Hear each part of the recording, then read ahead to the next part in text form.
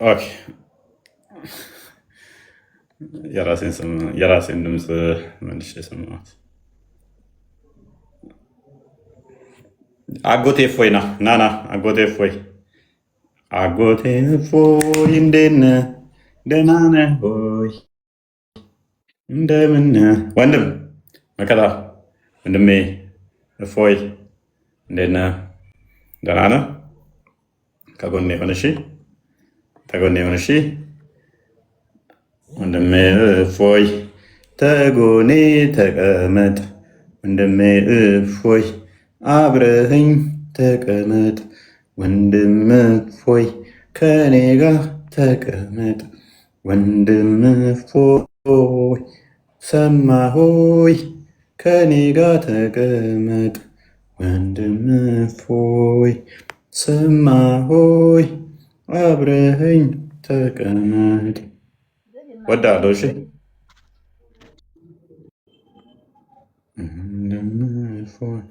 እንዴት ነህ?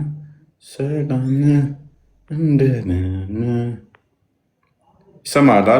ወንድም ጋሽ ወንድሜ እንደምን የሰማይ ነው። አይናፋር ነው። ላይ ብዙ ማውራት አይፈልግም እሱ። ኦኬ ሁላችሁንም ሰላም ብያችኋለሁ። እንኳን ደህና መጣችሁ። እንኳን ደህና መጣችሁ። እንኳን ደህና መጣችሁ። እንኳን ደህና መጣችሁ። ዛሬ አንዲት ትምህርት እንማማራለን። እሷን አይታየት እናደርጋለን። ዛሬ የምንመለከተው ቶፒክ ብዙ ጊዜ ላይ እስልምና የዓለም ሃይማኖት ነው፣ ለዓለም የተሰበከ ነው ምናምን ነቢያችን ከሌሎች ነቢያቶች የሚለይበት እንደዚህ እንደዚህ ነው፣ ያ እንደዚህ ነው የሚሉ ነጥቦችን ያነሳሉ። ሰው እነሱን የምንዳስስ ይሆናል ማለት ነው የዛሬ ቶፒካችን። ስለዚህ ሞሮፍ የሚያውጠነጥነው ምን ይሆናል ማለት ነው? ሙሐመድ ከሌሎቹ እንደ እስልምና ነው። እኛ ነብይ ብለን ኮንሲደር እናደርገው፣ እንደ ነብያን እንደ ሐሰተኛ ነብይ እንቀበለዋለን። ማቴዎስ ወንጌል ምዕራፍ 7 ላይ ቁጥር 20 አካባቢ ከ17 እስከ 24 ያለውን ያሟላል። የሐሰተኛውን ነብይ የሚከተሉ አሉ። ሐሰተኛ ነብይ ነው ብለን ነው ምናምነው። ሐሰተኛውን ነብይ ያሟላል። ሐሰተኛው ነብይ ነው እና እውነተኛ ነቢያትን መስፈርት ግን በባሌም በቦሌም ሊያሟላ ይቅርና የእግራቸው ጣቢ ጋር የማይደርስም ማለት ነው። ዛሬ የምንማረው እንደዛ ነው። እና ሁላችሁም የምንማረው ዛሬ ነጥብ ትይዛላችሁ። እንደነገርኳችሁ ነው። እፎይ ልበል ልዘምር። ማይካንሽ ሰምተሻል? ሰላም ዘምር። እፎይ ልበል በል። ልሞክረው፣ አልጨርሰውም ግን ምን አገባኝ እኔ። ቀጥል። ዘምራለሁ ብለህ እጅ አውጥተህ ነው የገባኸው። ቀጥል። እሺ። እፎይ ልበል ልዘምር፣ ሆነኸኛል ጌታ ክብር፣ ድል አለ በስምህ፣ ድል አለ በቃልህ፣ ድል አለ በስምህ፣ ድል አለ በቃልህ። ተራራው ይናዳል አማኑኤል ስልህ፣ ባህር ይከፈላል መድኃኒዓለም ስልህ። አይበቃኝም?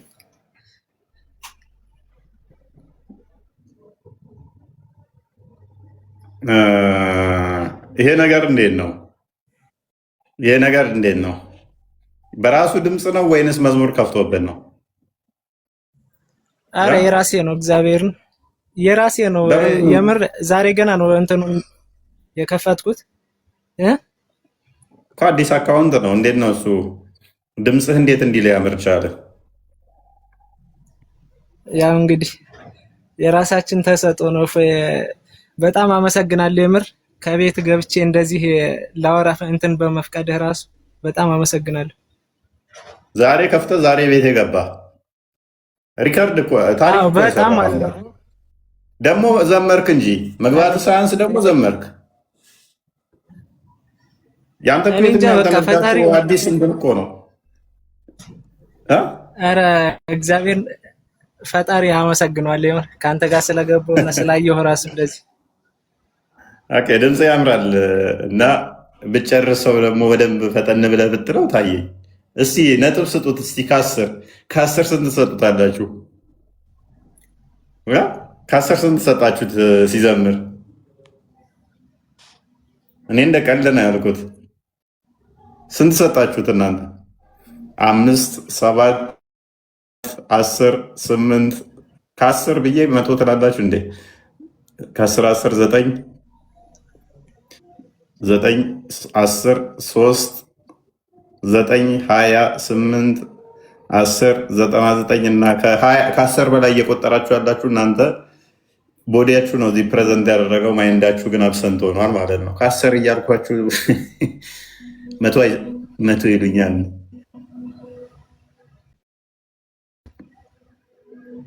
እና 9ን ተቀብለናል ትላለህ። 9 ጥሩ ነው። 10 አይሰጥም። 10 ከ10 አይሰጥም። ለተማሪ ያሰንፋል። እንደ ተማሪ አንድም ይሁን አንተን እንደዚህ በመስማት የራሱ እድለኛ ነኝ። እሺ ምን እንታዘዛውን? እናመሰግናለን ስለዘመርክ። ቴንኪው። እሺ አመሰግናለሁ። መልእክት አለ? በጣም እንግዲህ መልእክቴ ሁላችንም የኦርቶዶክስ ልጆች ከአንተ ጎን ሆነን አብረን ከስርህ እየተማርን ብናድግና ያንተን አርአያ የዘመናችን ጳውሎስ የሆነውን እፎይን እየተከተልን ወደፊት ብናመራና ልክ እንዳንተ ብንሆን ብታስለማምደን እንደዚህ ራሱ የሚል እንትን ያለኝ። እኔና ጳውሎስ አንድ አይደለንም። ጳውሎስ የራሱ ጸጋ ያለው ተጸጋው ሁሉ ምንም ያልጎደለበት፣ እኛ ደግሞ የእሱ ተማሪ ነን። የእሱን ጳውሎስን ለመሆን እኔ ክርስቶስን እንደመሰልኩ እናንተን የምሰሉ እንዳለ እሱ ለመምሰል ምንጠርነን። ሁላችንም የራሳችን ድክመቶችና በጎ ነገሮች ይኖሩናል። መጠንከር፣ መስራት አንድ እሱ ነው። እስልምና ላይ መስራት አንድ ነገር ነው። ማወቅ ሌላ ነገር ነው። የራስን ሃይማኖት ደግሞ አጥብቆ መያዝ ሌላ ነገር ነው። የራስን ሃይማኖት ደግሞ አለማሳደብ ትልቅ ነገር ነው። እነኚህ ሁሉ ንጽጽር ውስጥ የሚካተቱ ናቸው። የራስን ሃይማኖት ማሰደብ በራሱ ሃይማኖት በእናንተ ምክንያት ከተሰደበ፣ ቅዱሱ ነገር በእናንተ ምክንያት እንዲሰደብ ከሆነ ሰዎች ወደ ክርስትና እንዳይመጡ ምክንያት ትሆናላችሁ። ያሉትም ደግሞ እናንተን አይተው እንዲወጡ ምክንያት ትሆናላችሁ። ይሄንን አለማድረግ በራሱ ክርስትናው በእኔ ምክንያት አትሊስት እንዲሰደብ አላደርገው። በሰዎች ፊት መመስከር እንኳን ባልችል፣ ወይ አንዳንዴ ስራችሁ በሰዎች ፊት ይገለጣል የሚለው ምግባራችሁ ሲገለጥ ሰዎች ወይን እንዲመጡ ይሆናል ወይን እንዲወጡ ይሆናል። ምግባራችን አትሊስት ሰብከን ተከራክረን ማምጣት ባንችል እንኳን በእኛ ምክንያት በምንኮምተው እንኳን በምንለው በምንሰጠው ሂስ ሰዎች ወደ እኛ እንዳይመጡ የሚያደርግ ነገር አለማድረግ አንድ ይሄ ትልቅ ንጽጽር ስራ ነው። እኛ ከምንጨቃጨቀው በላይ ይበልጣል ነው። ከማንበቡ በላይ ትልቅ ነገር ነው ሊሆን ይችላል። እኛ የምናደርጋቸው ሰዎች እንዲመጡም እንዲወጡም ስለሚያደርግ። ሌላኛው እኛ መጠንከር፣ እኛ ከጠነከር የራሳችን ላይ ጎበዝ ከሆነ እኛ ወደ ሌላ የምንሄድበት ምክንያት አይኖርም ማለት ነው። እኛ ወደ ሌላ እንሄድም ማለት ደግሞ እኛ ጠንካራ ማኝሆን ማለት ደግሞ ሰዎች በእኛ ተስበው ይመጣሉ ማለት ነው። በእኛ ምግባር፣ በእኛ ድርጊት፣ በእኛ የእምነት ጥንካሬ ሰዎች ተስበው ይመጣሉ። ይሄም ትልቅ ስራ ነው። ይሄም ማድረግ የግዴታ ቁርአን ማገላበጥ አይጠበቅባችሁም ማለት ነው። ከሙስሊም ጋር መወያየት፣ መጨቃጨቅ፣ መከራከርም አይጠበቅባ ሀዲስ፣ ተፍስር፣ ሱራ ምናምን፣ ሲራ፣ ታሪክ ምናምን ብላችሁ መጋጋጥ አይጠበቅባችሁ። ስለዚህ የራሳችሁ ላይ ጠንካራ መሆን። ሁለተኛው እናንተ አትወጡም፣ አትዋዥቁም፣ አትዋልሉም። ሰዎች ደግሞ እንዲመጡ ታደርጋላችሁ እናንተን አይተው። ሶስተኛ ደግሞ ባሰሩ እንኳን እንዳልኳችሁ እናንተን አለማሰደብ፣ በራሳችሁ ጠንካራ መሆን። ሶስተኛው ስቴፕ የሚሰሩ ሰዎችን ኢንከሬጅ ማድረግ፣ ማበረታታት። ዳር ቆመ እኔ ጠንካራ ማይ ነኝ ምን አግብቶህ ነው ስለ ሰው ሃይማኖት የምትለው? የራሳችንን ብቻ መማር ነው ያለብን። ስለ ሰው መጨራረም፣ ቁርአን ምን አገባን፣ ሐዲስ ምን አገባን ምናምን የምትል ከሆነ ከዛኛው ሳይድ እያጠቃ የራስን ሰው ደግሞ ኖ አትከላከል የምትል ከሆነ ለሌሎች ግብዓት እየሆንክ ነው።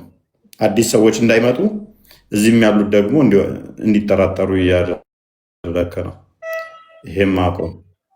አራተኛው ደግሞ ምንድነው? እሱ በተቻለ መጠን የራሳችን ላይ ጠንካራ እንደሆን ሁሉ እነኛንም ደግሞ ለሚነሱብን ጥያቄ ኮሽን የሚያደርጉትን ምላሽ ወደ ማዘጋጀት በዙሪያችን ላሉ መመለስ መቻል ነው። አምስተኛው ግን እናንተ ራሳችሁ የእነኛን አንብባችሁ ተጠያቂ ብቻ ሳይሆን ጠያቂ መሆን መቻል፣ ተከላካይ ብቻ ሳይሆን አጥቂ መሆን መቻል። ገባ? ቤስት አታክ ዲፌንድ ከምታደርገው በላይ አታክ የምታደርግ ከሆነ በቀላሉ እንትን ማለት ትችላለህ።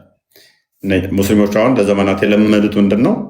የፖለቲኩን ፓርት በደንብ አድርገው ስለለመዱት አፖሎጂስቲኩን ብዙም አይደሉ።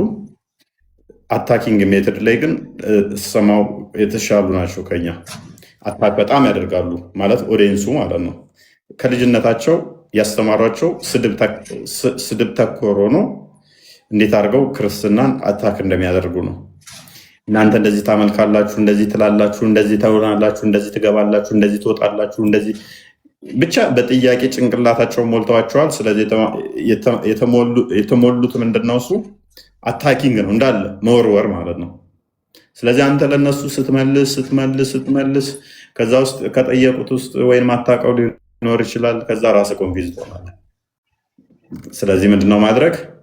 ዘወይ እነሱ አታክ ማድረግ ሲጀምሩ አንተ መለጠፍ፣ የእነሱን መመለስ። ቅድም እንዳልኩ የራስ ላይ ጠንካራ ከሆን እነሱ አታክ ሲያደርጉ መልሰህ ብቻ ከተውክ አይ ይሄንኛው ምንም አይልም ብሎ ሌላኛውን አታክ ሊያደርግ ይሄዳል። ግን ቀበል አድርገህ የእሱ መልሰህ ለጥፈ ብጥለው ያ ሰውዬ ደግሞ ሌላ ክርስቲያን ጋር አታክ አያደርግም። ምክንያቱም ትናንት የገጠመውን ያውቃላ። ሌላ ቦታ ሄጄ መለጠፍ አልፈልግም ይላል። ይማራል፣ አይዝረከረብም። እና እንደዛ አድርጉ። ይሄ መልእክት ለሁላችሁም የተላለፈ ነው። ለማንኛውም አቶ ቃል አመሰግናለሁ። ሰላም ፎይ፣ ሁላችሁንም እንዴት ነህ? ፎይ መስገነው እንዴት ነው? ይመስገን፣ ክብሩ ይስፋይነት እና ልጅ አለን። እንግዲህ ፕሮግራማችን አይ ቲንክ ተጀምረዋል። ከመጀመሩ በፊት እንደተለመደው ታብታብና ኮፒ ሊንኳን እንዳይቋረጥ እንደተለመደው ታብታብ ኮፒ ሊንክ አድርጉ። ፕላትፎርሙ ስለሚፈልግ ሰዓታችንን ለመቆጠብ ያህል እንጀምር አይደለ? ፎይ እነሱ ታብታብ ይቀጥሉ። ዩቲዩብ ላይ ያላችሁም እንደዚሁ ሰብስክራይብ አድርጉ፣ ላይክ አድርጉ። ቀጥል። ያ ዛሬ የምንመለከተው መሐመድ እንደ እስልምና አስተምሮ ብዙ ነቢያቶች አሉን ብለው ያምናሉ። ከነኛ ከብዙ ነቢያቶች ውስጥ መሐመድ በምንድን ነው የሚለየው ከሌሎቹ? በቃ ነፍሴን ሰጥለታለሁ፣ እንደዚህ ሆንለታለሁ፣ እንደዚህ ፊዳ ከዋቢ ኦሚ ምናምን እያላችሁ የምትሉት መሐመድ ከሌሎቹ ነቢያት በምን በልጦባችሁ የሚል ርዕስ ነው ያለን። በዚህ ጉዳይ ላይ እንዲቴል እንሄድበታለን፣ እንወያያለን ከሙስሊሞቹ ጋር ማለት ነው። በምንድን ነው የሚለየው ከሌሎቹ? መሐመድ ከፈጠራቸው ነቢያቶች ማለት ነቢይ ብሎ ራሱ የነገራቸው ለነሱ አሉ። ከነኛ በምን ይለያል የሚለውን ዘርዘር አድርገን የምንመለከተው የምንማማርበት ይሆናል ማለት ነው። እንግዲህ ሙስሊሞች ደጋግመው ከሚናገሩት ምንድን ነው እሱ መሐመድ እንደዚህ ነው፣ መሐመድ እንደዚህ ለእኛ ብሎ እንዲህ ሆኖ፣ መሐመድ እኮ ለእኛ ብሎ እንደዚህ ሆኖ ይላሉ። ሌሎቹስ ምክንያቱም በሁሉም ነቢያቶች የምታምኑ ከሆነ ሌሎቹስ ለእናንተ ምንም አላደረጉ ምንም አላሉ ማለት ነው። የምንመለከተው ይሆናል ማለት ነው። የዛሬ ቶፒካችን ሆኖ የምንዳስሰው ይሆናል። ወይንስ ለመሐመድ ብቻ ነው ይሄ መስፈርት የሚሰራው? እናየዋለን። ምክንያቱም በነቢያቶችም በእንትኖቹም ማዳላት ይቻላል ወይ? ከአንዱ ነቢይ አንዱ ማበላለጥስ ይቻላል ወይ? የምንማማርበት ቶፒክ ነው እና ይሄን ይመስላል። ሜይ ቢ እንደ ኢንትሮዳክሽን አቶ ቃል በጣም አሪፍ እና ድንቅ ቶፒክ ነው። እንግዲህ መሐመድ በቀደምት ነቢያት መንገድ የመጣ ነቢይ ነው ብለው እስልምናም የነቢያት ሃይማኖት ነው ብለው እንግዲህ 24 ሀወርስ ሙስሊሞች አደባባይ ላይ ሁሉ ደረታቸውን ነፍተው ይሞግታሉ። አደባባይ ላይ ወጥተው ስፒከር ይዘው ሲጮሁ ማንም የሚሞግታቸው የለም። ይህንን እስኪ እኛ ፊት መጥተው ዛሬ ከኛ ጋር በሰላም እዛ አደባባይ ላይ ወጥተው በድርጅት በተቋም ደረጃ ትልልቅ ኡስታዞች ሳይቀር ሄደው እስልምና የነቢያት ሃይማኖት ነው የሚለው ስብከታቸው እውነት ዛሬ እኛ ፊት መጥተው በዚህ ርዕስ ላይ መሐመድ በነቢያት መንገድ የመጣ እንደ ሌሎቹ አይነት ነቢይ መሆኑ ፕሩቭ ማድረግ ይችላሉ፣ በማስረጃ ገብቶ ማረጋገጥ ይችላሉ የሚለውን የምንማማርበት ነው። ሁላችሁም እንግዲህ ትዝብታችሁን ወይ ደግሞ ትማራላችሁ ብለን ተስፋ እናደርጋለን። የሚከፈቱ ማስረጃዎችን እየያዛችሁ ሙስሊሞችም ደግሞ በሰላም ስድቡን ትታችሁ ገብታችሁ የነቢያት ሃይማኖት መሆኑን እንድታስረዱ ከወዲሁ በትህትና እንጠይቃለን። በጣም አሪፍ ቶፒክ ነው ቦስ። እንግዲህ የነቢያት ሃይማኖት ነው ብሎ ዝም ብሎ መሰከስ ይቻላል። እንደዛ ብሎ ማውራት ሊቻል ይችል ይሆናል። ሆኖ መገኘትና ነው ብሎ ማመን ይለያያሉ። እንደዛ ብለው ማመን ይችላሉ ሙስሊሞች። ነው ማለት ግን አይደለም። የነቢያት ሃይማኖት ነው እስልምና ማለት ግን አይደለም። ለምን ስላልሆነ የነቢያት ሃይማኖት ለመሆን መስፈርቶች አሉት። ምክንያቱም ነቢያቶች እንዴት ነው ከየት ነው የወጡት የሚታወቅ ስለሆነ ማለት ነው። ሙሐመድ ከየት ነው የወጣው እንዴት ነው የወጣው የሚታወቅ ስለሆነ መስፈርታቸው የተለያየ ስለሆነ ማለት ነው። የሚገናኙም አይደሉም። በእርግጥ ሙስሊሞቹ ይህንን የሚሉበት መንገድ ይታወቃል። አማራጭ ስለሌላቸው ነው። አማራጭ ስለሌላቸው የሐሰት አስተምሮት ውስጥ ስላሉ ያን ሐሰት አስተምሮ ለማስቀጠል ያላቸው አማራጭ እስልምና የነቢያት አስተምሮ ነው፣ የነቢያት እምነት ነው ብለው መሰከስ ነው። ምንም የማያውቁትን የዋሃዮችን እንደዛ ብለው የመሸወድ ክህነት አላቸው። ማለትም ሙዳቸው ነው። የሚያውቁ ፊት ግን ያንን ከሆነ ይወያዩታል ማለት ነው። እንወያይበታለን። እኛ እስልምና የነቢያት ሃይማኖት ነው ብለን አናምነው። ሙሐመድም እንደዛ ነው እንዲህ ነው እንደዛ ነው የሚለውን የምንቀበለው ነገር አይደለም። ማንቀበልበት ደግሞ መረጃም ስለሌለው ነው። ፕላስ ደግሞ ከነቢያቱ ጋር የተለየ አስተምሮ ዞ ስለመጣ ነው። ከነቢያት ጋር ማይስማማ የተለየ አስተምሮ ስላለው ማለት ነው። ነቢያቶች ያስተማሩት አለ ከሙሐመድ በፊት። ሙሐመድ ደግሞ ስለ ነቢያቶቹ ያስተማረው ከነቢያቶቹ ጋር የሚጋጭና የሚለያየ ነው።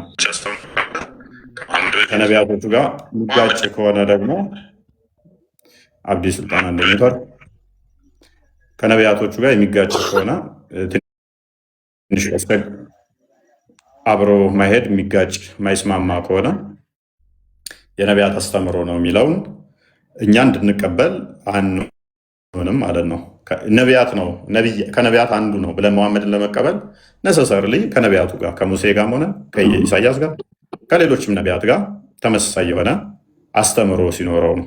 አስተምሮቱ ግን ከእነሱ ጋር ማይስማማ የተለየ ከሆነ ጀስት ልክ ደምሳሽን አሁን ነቢይ ነኝ አምላክ ልኮኛል ቢልም እንዳልተቀበል ነው ወይም ደግሞ እንደማንቀበለው ሁሉ ወይም ጆሴፍ ስሚዝን ነቢይ ነኝ ብሎ ተራራ ላይ ሲወርድ እኔ ነቢይ ነኝ ይኸው መጽሐፍም ይዤ መጥቻለሁ ሲለን ኖ ጆሴፍ ስሚዝ አንተ ነቢይ አይደለህም ብለን እንደማንቀበለው ሁሉ ወይም እንዳልተቀበልነው ሁሉ ሙሐመድንም መጽሐፍ ይኸው ተሰጥቶኛል አምላክ ነግሮኛል በጅብሪል አማካኝነት ነቢይ ነኝ ሲል ማንቀበልበት ምክንያት ከነቢያቱ ከአንዱ አስተምሮ ጋር ወይንም ደግሞ ከነቢያቶቹ ከሌሎች ቀደምት አስተምሮ ጋር ኮምፕሊትሊ የሚጋጭ ወይንም ደግሞ የተለያየ አስተምሮ እዞ ስለመጣ ነው። ምንም እንኳን ነቢያቶቹ እኔ ያስተማርኩትን ተረጋጋቆይ እኔ ያስተማርኩትን እኔ የሰበኩትን አይነት አስተምረዋል ቢልም እንደዛ እንዳልሆነ ማስረጃዎች ስላሉ ማለት ነው። ደምሳሽ ልክ አሁን እንደሚለው ደምሳሽ እኔ የነቢያት አስተምሮን ይዤ ነው የመጣሁት ይላል። ነቢያቶች ስለ እኔ ተናግረዋል ይላል። ሁሉም ኢሳም ስለ እኔ ተናግሯል፣ ሙሐመድም ስለ እኔ ተናግሯል። በመጽሐፍ ቅዱስ ውስጥ ተጠቅሻለሁ፣ በቁርአን ውስጥ ተጠቅሻለሁ። ስለ እኔ መጽሐፍ ቅዱስም ቁርአንም ትንቢት ተናግሮ ነበር፣ ግን አጥፍተውት ነው ይላል። ደምሳሽ ማለት ነው። ስቲል እንዲህ ቢለም ይህን ክሌሙን አንቀበልም፣ ውሸት ስለሆነ። ሙሐመድም ተመሳሳይ ነው። ሙሐመድን የሚቀበል ጭንቅላት ያላቸው ደምሳሽም የማይቀበሉበት ምክንያት የለም። ምክንያቱም ደምሳሽም እኔ የጥቁሮች የመጨረሻ ነቢይ እኔ ነኝ ይላል። ሙሐመድ ደግሞ እኔ ነኝ የመጨረሻው የህዝቦች የዓለም ነቢይ ብሏል። ልዩነታቸው ምንድነው? እሱ ሙሐመድ አረብ ለመላኩ ነው፣ ለአረብ የተላከ ነቢይ ነኝ ብሏል። ደምሳሽ ደግሞ ለአፍሪካ የተላከ ነቢይ ነኝ ብሏል። ቆይ ተረጋጋ። ስለዚህ ፕሊስ ተረጋጋ። ቆይ ተጠጅ ቤት አትግባ ዝም ብለህ። ከዚህ አንጻር እንደማንቀበላቸው ሪከመንድ ጠቆም ካደረኳችሁ ሙሐመድ የተናገረባቸው ራሱ መስፈርቶች ብሎ ያስቀምጣቸዋሉ።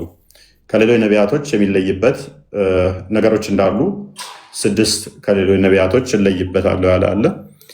እነኛ ላይ ቤዝድ አድርገን እንነጋገራለን ማለት ነው። ሙዳ ሙሐመድ እንኳን ደህና መጣ። ሀያት ቆይ ተረጋጊ። ኔክስት አንቺ ስለሆነ የምታወሪው ተዘጋጅ ለምናወራው። ሙዳ ይሰማል? ድምፅ በጣም ርቋል። ኤርፎን ከሆነ ንቀለው። ኤርፎን እንኳን አይደለም። እስኪ ጠጋ በልሽ። ወጣ ጭራሽ። ኦኬ ሀያት ቀጥይ። አሁን አንቺ ነሽ አሁን ተረኛው። ሀያት ማይክሽን አንቺ። ሀያት ተራው አንቺ ነው።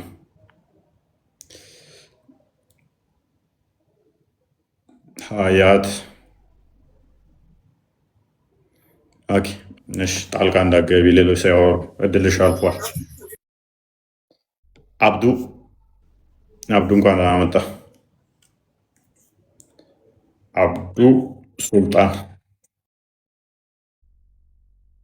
መልካም ይሰማል? ይሰማለህ? እንኳን ደህና መጣ ብያለሁ። ይሰማለህ? ቤቢ ጥያቄውን ለመድገም ያህል ዛሬ ምንማማርበት እንደ እስልምና አስተምሮ ብዙ ነቢያቶች ተልከዋል ብላችሁ ታምናላችሁ አይደለ? ኦኬ። ሙሐመድ ከሌሎቹ ነቢያቶች እንደ እስልምና አስተምሮ የሚለይበት ምንድን ነው? እሱ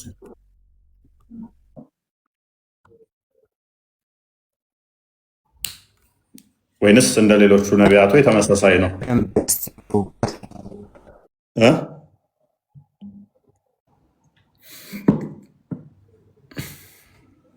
ምን አልከኝ?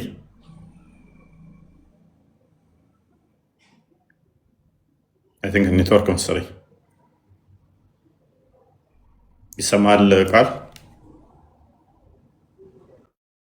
አንተ በደንብ ይሰማል፣ የእሱ አይሰማም። አብዱ የኛ ይሰማል? አብዱ ሱልጣን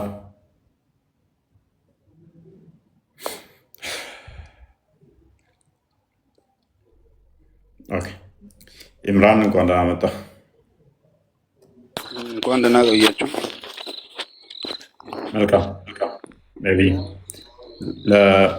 እኛ እንደ እስልምና የምናውቀው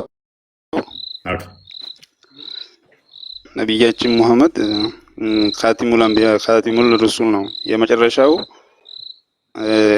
ነቢይ ነው። እናንተ ጅሎች ምን አባታችሁ ትሰራላችሁ? ሙስሊሞች ስትጠየቁ የመጨረሻው ነቢይ ነው። የነቢይን ሱና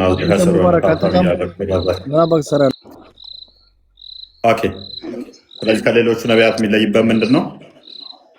እሱ አሁን መጀመሪያ ሲመጣ ራሱ ተልኮ ይዞ የሆነ ተልኮ ይዞ ነው ከአምላክ የመጣው ከአላህ ማለት ነው።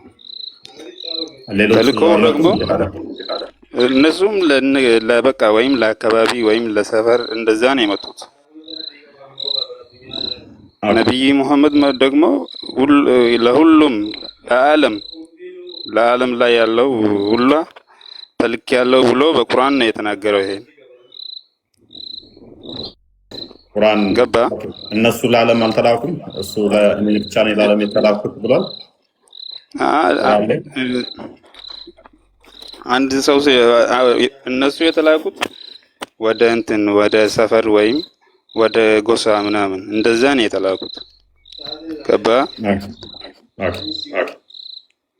አሁን መሐመድ ደግሞ መልካም ሙሐመድስ ለአረቦች አይደለም እንዴ የተላከው?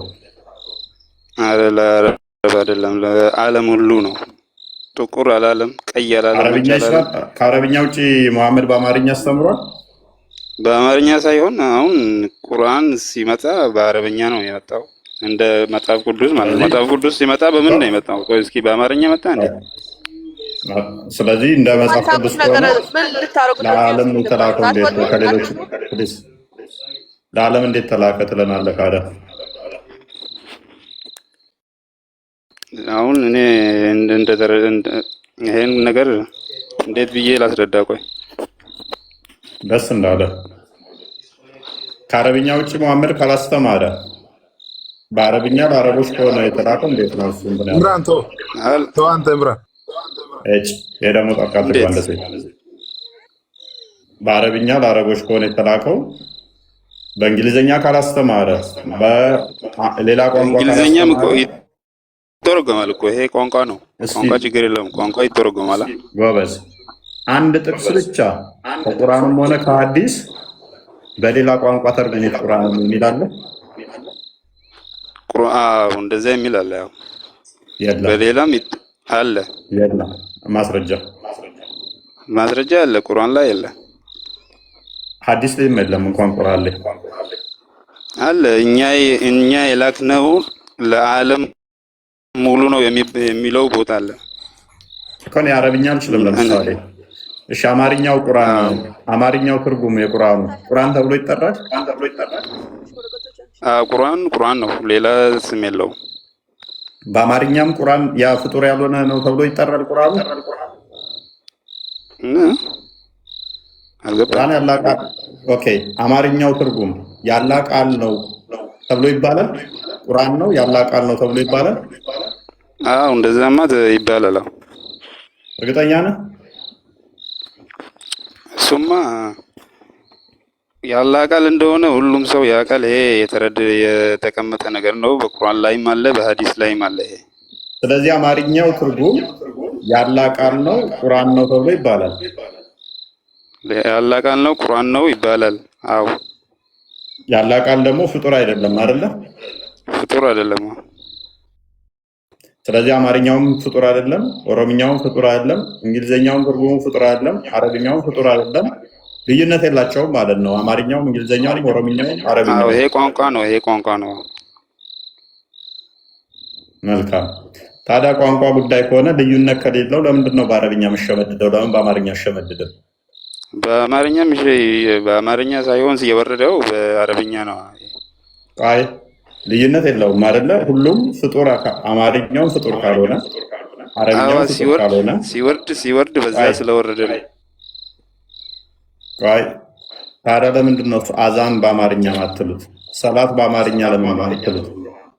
ለምንድን ነው ቁርአንን በአማርኛ ማቀሩት? ባይዘይ ከእስልምና ወጥተሃል። ሽርክ ነው የፈጠርከው። ትርጉሙ እንኳን ፍጡር ያልሆነ ያላ ቃል ተብሎ ሊጠራ ይቅርና ቁርአን ተብሎ አይጠራም።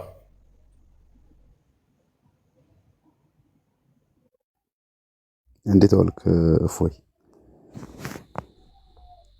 ሰላም። ማንኛው የሚቀድመው? ፍቅር ዳውድ ተመለስ። ፍቅር ዳውድ ተመለስ።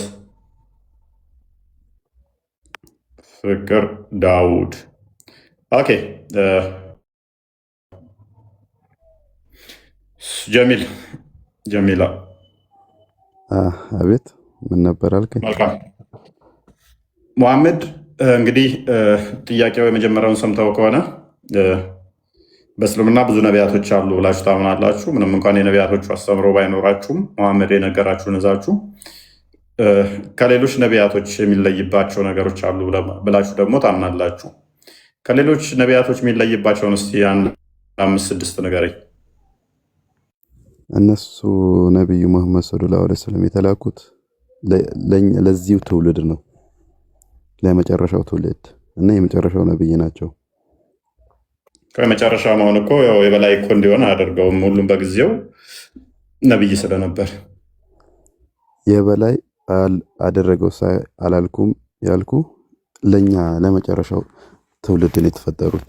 አሁን ከኛ በፊት የነበሩት ለሌላው ትውልድ ነው የተፈጠሩት እና የተላኩት። ስለዚህ ልዩነት የላቸውም ማለት ነው፣ የዘመን ጉዳይ ብቻ ነው። አዎ እነዛም እዛ ጊዜ ለተፈጠሩት ትውልድ እንደዚሁ ትምህርት አስተምረው አልፈዋል። ኦኬ ገባኝ። ስለዚህ ሁሉ የታይም ሲኬንስ ጉዳይ እንጂ መበላለጥ በታይም ታመጣኸው ከእንትና ከአደም ኖህ ይበልጣል ማለት ነው።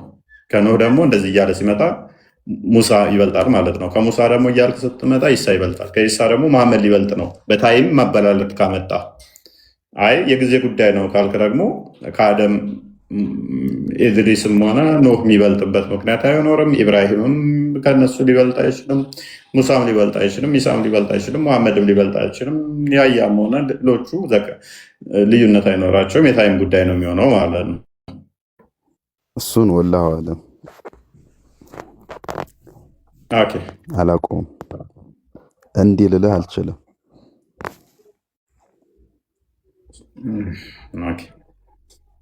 ወደ ሌሎቹ ልላፍ። ሙባረክ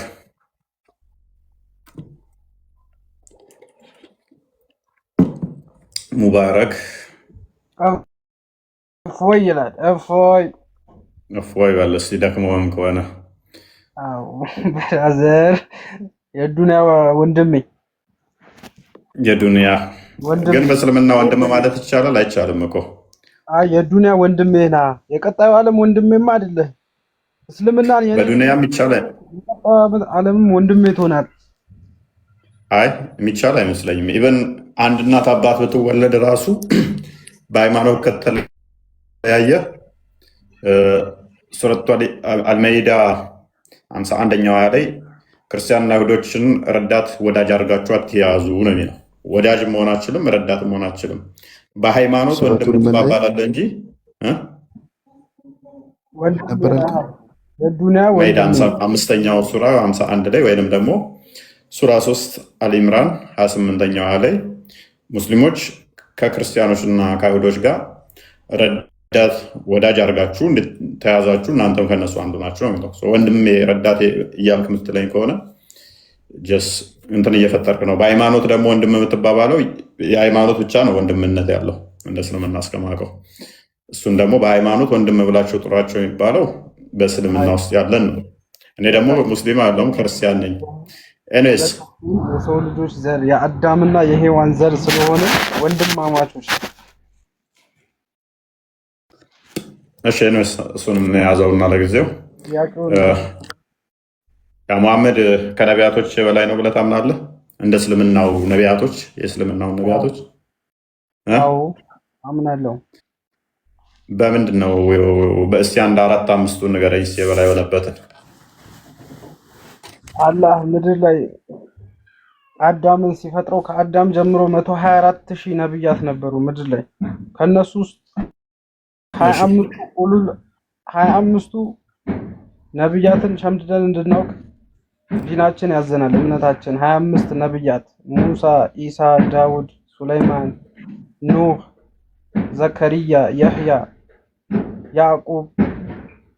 ከነዚህ ውስጥ ደግሞ 5ቱን የከባባድ ስሜት ባለቤቶች ይባላሉ፣ ኡሉል አዝም ማለት።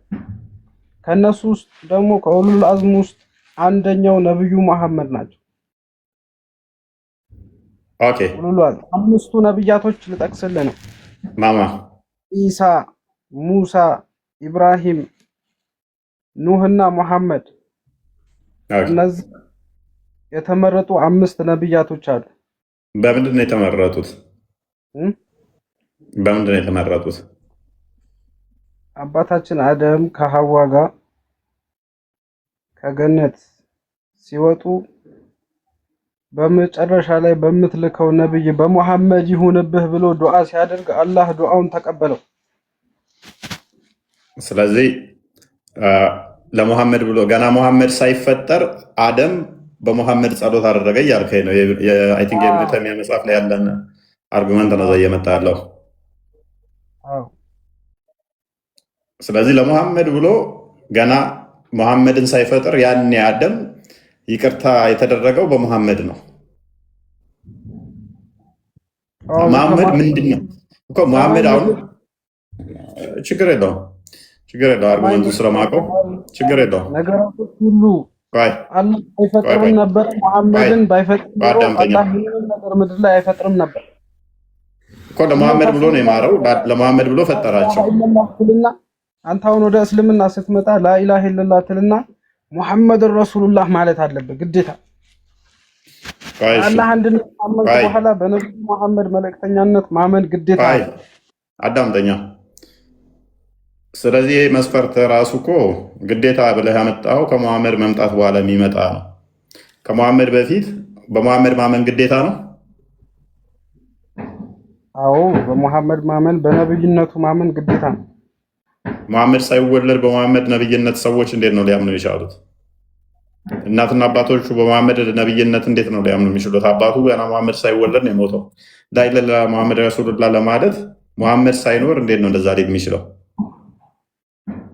ነብያቶች ጋር ነው። ነብዩ መሐመድ ከመወለድ አባታቸው የሞተው ነብዩ መሐመድ ሆድ ውስጥ እያሉ ነው። እናታቸው ሆድ ውስጥ እያሉ ማለት ነው እኮ። ካዳ ሆድ ውስጥ ሆኖ ገና ሙሐመድ ተወልዶ ራሱ ቆይ እናታቸው ሞተችባቸው። ቆይ ሙባረክ ፕሊስ። እናትየው የሞተችው ሙሐመድ የ6 ዓመት ሆኖ ነው። አያቱ የሞተው ሙሐመድ በ8 ዓመት ሆኖ ነው። አባቱ የሞተው ሙሐመድ ገና ሳይወለድ ነው። ሙሐመድ ነብይ የሆነው በ40 ዓመቱ ነው። እነኚህ የሞቱት እንዳለ ቤተሰቦቹ ሙሐመድ ነብይ እንኳን ሙሐመድ ራሱ ነብይ ነኝ ያለው ከ40 ዓመቱ በኋላ ነው። እንኳን እነሱ ሊያውቁ ነብይ ነው ብለው እሱ ራሱ ነብይ ነኝ ያለው ከ40 ዓመት በኋላ ከድጃ ጭኗ ውስጥ ከከተተችው በኋላ ነብይ ነህ ካለችው በኋላ ወረቃና ከድጃ ተባብረው አንተ ነብይ ነህ ካሉት በኋላ ከ40 ዓመት በኋላ ነው። እስከ 40 ዓመቱ ነብይ እንደሆነ ራሱ ነብይ ነኝ ብሎ አላለም። እንዴት ነው ቤተሰቦቹ በሙሐመድ ግዴታ ያምናሉ የምትለኝ? የመጀመሪያዋ በእስልምና የወረደችዋን የቁርአን አንቀጽ አምጣት እሱ ጋር ይቅራ የምትለዋል እኮ። ይቅራ የምትለዋ በወረደች ሰዓት እዛ ሂራ ዋሻ ውስጥ የሚጨምቀው አካል በጨመቀው ሰዓት እኮ እናቱም የለችም አባቱም የለም። በአማርኛ ተርጉማ አምጣት። ይቅራ የሚለው ነው የቁርአን አንቀጽ። ክፈትለት ቃል ክፈቱልኝ። ሱረት ዳ ይቅራ የሚለው ሱራ 96 ነው። እንደዚያ ከ93 96 ኦኬ። አንብብ በረጋ ደም የሚለው ምን አገናኘው? አይዶን ነው። ለጥያቄው ምንም መልስ የሚሆን አይመስለኝም እሱ። አረ መልስ ይሆናል ወይ? መልስ ስላለኝ ነው እሱ ላይ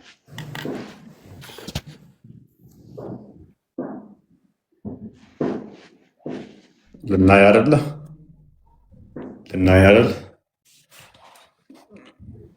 ዛሬ እስልምና መቀበል አለብህ እና ተከታዮችን መቀበል አለበት።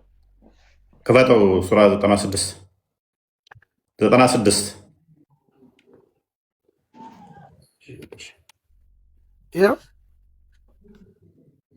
አንብብ። በዚህ ሁሉ በፈጠረው ጌታ ስም፣ ሰውን ከረጋ ደም በፈጠረው ጌታ ስም። ይሄ በእንቅልፍ ልቡ ነው መጥቶ ጅብሪል ጨመቀውና ያዘውና፣ ጅብሪል ማን እንደሆነ አይታወቅም። በእንቅልፍ ልቡ አንብብ፣ በረጋ ደም አንብብ፣ ሰውን በፈጠረው አንብብ። 3 ጊዜ ፌንት እያስነቀለ 3 ጊዜ ፌንት አስነቀለው እንደዚህ እያለ። ምንድን ነው ይሄን ያመጣልኝ? እንቅልፍ ልባቸው አይደለም አቀላቅልብኝ እና በምናቸው በእንቅልፍ ልባቸው አይደለም። ነብዩ መሐመድ ዋሻ ውስጥ ነበሩ። ጅብሪል በዙፋን ሆኖ መጣባቸው። ሶስቴ እንዳልከው እየነቀነቃቸው አንብብ አላቸው። አንብብ። በዚያ ሁሉም በፈጠረ መሐመድ ማንበብ ይችላል እንዴ? ቆይ ሙባረክ ማንበብ ይችል ነበር መሐመድ? ማንበብ አይችልም መሐመድ። ላስረዳህ እኮ ነው። ቆይ አትፍጠን። ማንበብ ማይችል ከሆነ አይችልም። ጅብሪል አያውቅም እንዴ መሐመድ ማንበብ ማይችል ጋር መላኩን ጅብሪል አያውቅም ነበር እንዴ? አላህ ሲልከው አላህም አያውቅም እንዴ መሐመድ ማንበብ እንደማያውቅ? ያውቃል። አላህ ሁሉን ያውቁ ከሆነ ማንበብ ማይችልን አካል ታዲያ እንዴት ነው እሱ በግድ አንብብ እያሉ አንቀው 3 ጊዜ ፌንት የሚያስነቅሉት? አይደለም አንብብ አለው። ከዛ ሁለተኛው ላይ ደግሞ ና ሰውን ከረጋ ደም በፈጠረው ጌታ ስም አለው። ቀጥል አውርድልኝ ወደታች። ሰውን ከረጋ ደም ነው እንደፈጠረው አደምን ከረጋ ደም ነው እንደፈጠረው ዋዳ። አንተ እኮ የአባት ስፐርም ሴል እና የእናት እንቁላል ሴል እኮ ነህ። ባዮሎጂ አታውቅም። ከረጋ ደም የረጋ ደም ነው እንደ ሲጀመር እሱ የሰው ልጅ ነህ። ከረጋ ደም ከስፐርም እኮ ነህ። ከስፐርም ነው የተፈጠርከው አንተ። ስፐርም እና የረጋ ደም አንድ አይደለም ወዳጃችን። የረጋ ደም ከሆነ ተበላሽቷል። የወንድ ስፐርም ሴል እና የሴት ኤክስ ሴል አንድ ላይ ሲሆን ወደ ረጋ ደም ይቀየራል። ገብቶሃል? እዚህ ጋር አንብብ። ዝም ማን ያለው? የዛሬ 1400 ዓመት እዚህ ጋር መጥቶልሃል። እዚህ ጋር አንብብ አንብብ።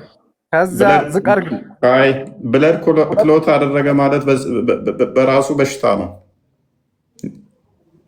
አንብብ። ከዛ አንብብ። ጌታ በጣም ቸር ሲሆን አለ አላህ አላቃቸው ቸር ሆነላቸው ለነብዩ መሐመድ ነገሮችን አይተው እንዲረዱ አላህ አደረገ። አሁን ከጠያቂያችን ጋር ኤክሴል እንትን ነው ሳይዝ ነው የልብስ ሳይዝ ነው ኤክሴል እያሉ ነው። ኤኒዌይስ በደንብ እኔ ቆይ አሁን ያላወቀውን ሁሉ ያሳወቀ ሲሆን እኔን እየሰማኝ ካልሆነ ዝም ብለህ እያነበብክ ከሆነ ምንድን ነው ጥቅሙ? መድረኩን እየበጠበጥኩ ነው። እፎይ እኔ አሁን እዚህ ጋር ብዙ ታዳሚዎች ሚት አድርግ። በቃ ቆይ ሚት አድርግ። ሌሎች ይቀጥሉ። ምክንያቱም ከጥያቄ ጋር ከሆነ ምንም አልተገናኘንም። እኔ ጥያቄ ሌላ ነው።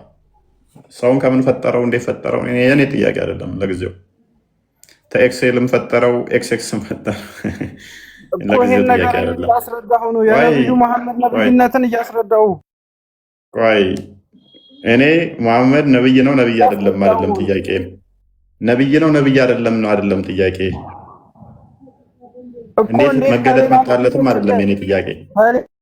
ሌላ ነብያቶች እንዴት እንደላቀ እኮ እየነገርኩህ እኮ እሱን ከሆነ ደግሞ ከሌሎቹ ጋር ነው ኮምፔር አድርገህ የምታሳየኝ እንጂ ጅብሪል መጥቶ እየነቀነቀው ዋሻ ውስጥ አንብባለው ከሌሎቹ ነቢያቶች ጋር ምን አገናኘው? ካለ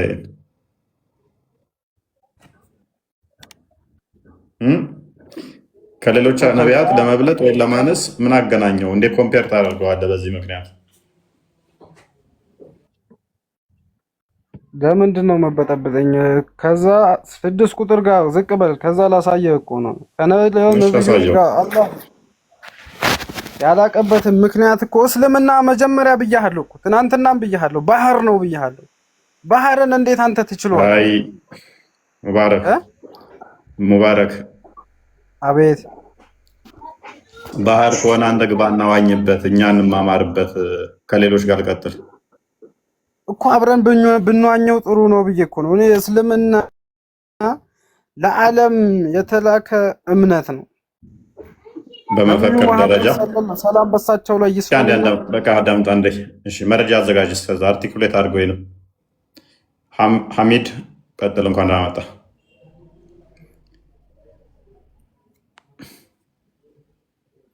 ሐሚድ ዩሱፍ እንኳን ደህና መጣችሁ። ሙስጠፋ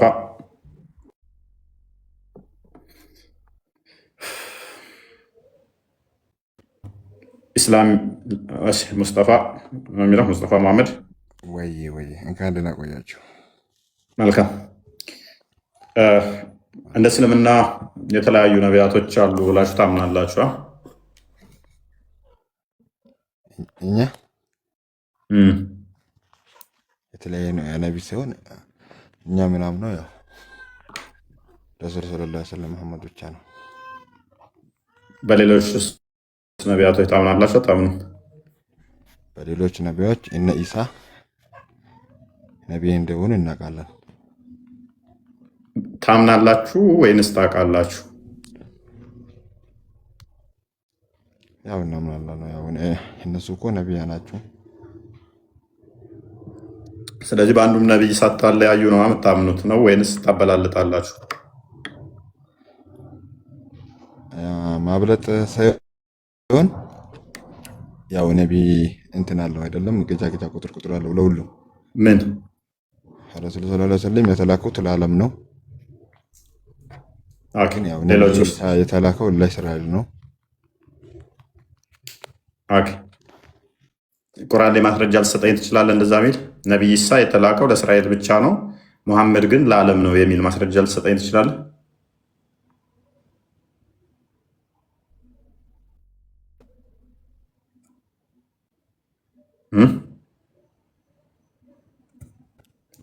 የተወረደኝ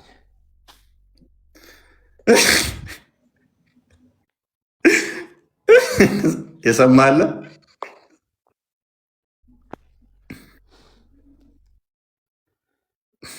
የሰማለ እኔም አልሰማሁትም። ምንድን ነው ያለው? ምስኪን ነበር። ተዋረድን። ወይኔ እፎ ያዋረደን ነው። እኔስ የኔን አስገባኝ። ሙባረክ ተው በእናትህ ተው፣ አረብሽ ሙባረክ አረብሽ። የታርክ አንዱ ስጨርስ ነው ወደ አንዱ የምናልፈው። ሙስጠፋ ወይ የሰማኸው ስልክ ገብቶብኝ ነው። ይቅርታ። እሺ መረጃውን እንለፈውና መረጃውን ማምጣት ከቻልክ ማምጣት። ቆይ ሐሚድ ተራን አሳልፈሃል። ቅድም እየጠራሁ ነበር። ሰላም ነው ወይ? ቆይ ተራ ጠብቅ ሙስጠፋ። ስለዚህ ለዓለም የተላከ ነው ብለኸኛል። ሌሎቹ ለሀገራቸው ነው የተላኩት አልከና። እሺ ኦኬ፣ እንደዛ ከሆነ በደንብ አስተውል። አቴንቲቭሊ እንድታስተውል እፈልጋለሁ። አሁን ሙሐመድ ለዓለም ነው የተላከው፣ ተቀበልኩ። ከሰባተኛው ሴንቸሪ በኋላ የመጣው ሙሐመድ ለዓለም ህዝብ ተልኳል ማለት ኤሽያም፣ ኢሮፕም፣ አሜሪካም፣ አፍሪካም የአረቡ ምድር በሙሉ የተላከው እሱ ነው አይደለ? ሌሎቹ ግን ሁሉም ለሀገራቸው ነው፣ ለክልላቸው፣ ለዛ ለሰፈር ብቻ ነው የተላኩት። ሌሎቹ ላላልኩም ያው ወደ ቢሳ ነው የተነሳ እንደዛ አልኩኝ እንጂ ስለ ሌሎቹ አልገባውም። ስለዚህ ሌሎቹም እንደዛ ተልከው ከሆነ ምንም ስፔሻል አያደርገውማ ሙሐመድን። ከሱ በፊት የነበሩት እነ ኢሳም ለኢሮፕ፣ ለአፍሪካ እንደዚህ ተልከው ከሆነ ምንም አዲስ አይደለም እኮ። ካደ ሙሐመድ ለዓለም ተላከ ማለት አችልም። ሌሎቹም የተላኩ ስለሆነ ሐሚድ ሚዩታል የኢሳን እኮ ነው አርጊው እያደረግኩ ያለሁት። ሐሚድ ሚዩት አርግ። የኢሳን ነው አርጊው እያደረግኩ ያለሁት። እሺ ኢሳ ወደ ኢሮፕ፣ ወደ አፍሪካ፣ ወደ እስራኤል፣ ወደ ሁሉም ሀገር ነው የተላከው ወይንስ ለእስራኤል ብቻ ነው የተላከው? ለእስራኤል ነው የተላከው። ስለዚህ ሙሐመድ የሚበልጠው ከኢሳ ነው እንጂ ከሌሎቹ ነቢያት አይበልጥም ማለት ነው። አይለይም ማለትም ሌሎቹ ነቢያቶች ወደ ዓለም ተልከው ነበር። ኢሳ ብቻ ነው ለእስራኤል የተላከው። ሌሎቹ ነቢያቶች ወደ ዓለም ተልከዋል። ሙሐመድም ደግሞ ወደ ዓለም ተልኳል። ከኢሳ ጋር ይለያል። ኢሳ ለእስራኤል ብቻ የተላከ ነው። ሙሐመድ ለዓለም የተላከ ነው። ሌሎቹ ነቢያቶችም ለዓለም የተላኩት፣ ኢሳ ብቻ ነው ለሀገሩ የተላከው ማለት ነው። ለእስራኤል ሲሆን አሁን ያው ነቢይ እንደሆን እናውቃለን እኛ በግልጽ። እስካሁን አጥራልኝ ምን አልክ መሰለ? ምንድን ነው የሚለየው ከሌሎቹ ስልህ፣ ኢሳ የተላከው ለእስራኤል ነው፣ ሙሐመድ ደግሞ የተላከው ለዓለም ነው አልከኝ። ሌሎቹ ከሙሐመድ በፊት የነበሩት ነቢያቶች ለሀገራቸው ብቻ ነው የተላኩት፣ ሙሐመድ ደግሞ ለዓለም ነው ወይ ብዬ ስልህ ኖ ሌሎቹ ነቢያት አላልኩም ኢሳን ነው ያልኩት አልከኝ። እንደዛ ከሆነ ሌሎች ነቢያቶች እንዲመጡና ኢሳ አለ ሙሐመድ አለ። ሙሐመድ ለዓለም ተልኳል። ኢሳ ደግሞ ለእስራኤል ብቻ ከሆነ የተላከው እነኚህ ነቢያቶች ደግሞ ለሀገራቸው አይደለም ካልከኝ ለዓለምም ተልከዋል ካልከኝ ሙሐመድ ከነኚህ ጋር ይመሳሰላል። ለዓለም ነው የተላኩት፣ እሱም ለዓለም ነው የተላከው። ኢሳ ብቻ ልዩ ይሆናል። አሁን ለእስራኤል ብቻ የተላከ ማለት ነው። ራይት ወይንስ እንዴት ነው? እፎይታ አንድ ነገር ልጠይቃለሁ። እሺ ኢሳ በእኔ ኢማኑ እኔ ፈጣሪ ነኝ ብለዋል? ይህን ብቻ መልስልኝ። ምን አገናኘው ከቶፒካችን ጋር? ፈርዖን እኔ ፈጣሪ ነኝ ይመኑብኝ ብሏል። ታምንበታለህ? በቁርአን ውስጥ ፈርዖን እኔ ረቢ ነኝ ይመኑብኝ ብሏል። ታምንበታለህ? ልድገምህ። ደጃል ሲመጣ እኔ ጌታ ነኝ እኔ ፈጣሪ ነኝ እመኑብኝ ይላል። ታምንበታለህ? ማለት መስፈርት ከሆነ ፕሪኮንዲሽን ከሆነ ደጃል ብሏል ይላል ሲመጣ እኔ ነኝ ፈጣሪያችሁ እኔ ነኝ ጌታችሁ እመኑብኝ ብሎ ሙታን ያስነሳል፣ እሳት ከሰማይ ያዘንባል። ታምንበታለህ? በደጃል ምን አልከኝ? ምን ምስል ገብቶብኝ ነበር። ምን አልከኝ? እስኪ ደጃል ሲመጣ እኔ ጌታችሁ ነኝ እኔ አምላካችሁ ነኝ እመኑብኝ ይላል። ታምንበታለህ? በደጃል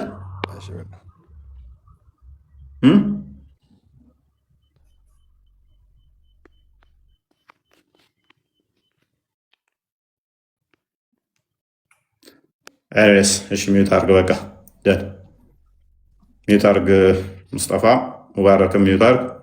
ሐሚድ ቀጥል። እሺ፣ እንዴት አመሽ እፎይ? ሁላችሁም እንዴት አመሻችሁ? ሰላም ነው? እሺ፣ የርዕሱ ምንድነው? ነብዩ መሐመድ ከሌሎች ነቢያት የሚበልጡበት ወይም የሚለዩበትን ነገር ጥቀሱ መሰለኝ ያልከው። ትክክል ነኝ? ያ እኔን ክሊር ላደርግልህ። ሙሐመድ ነብይ ነው ብዬም አላምንም። በእስልምና ሙሐመድ የተናገራቸውንም ኢሳ የሚባል ነብይ አላቅም፣ ኢብራሂም የሚባል ነብይ አላቅም፣ ኖህም ሆነ ሙሳ የሚባሉ ነቢያቶችን አላቅም። የሙስሊሞቹን ነቢያቶች መቀበላቸው ግን በእናንተ መስፈርት መሰረት ስለምታስጠጉ ወደኛ እኛ ጋር ያሉትን እነሱን ለማለት ነው ብላችሁ ስለምታስጠጉ ደግሞ ሙሐመድን ነብይ ብላችሁ የሚለይበት አለ ብላችሁ እንትን ስለምትሉ ሰው የሚለይባቸው ምንድን ነው? እሱ 1 5 4 6ቶቹ መጥቀስ ከቻልክ።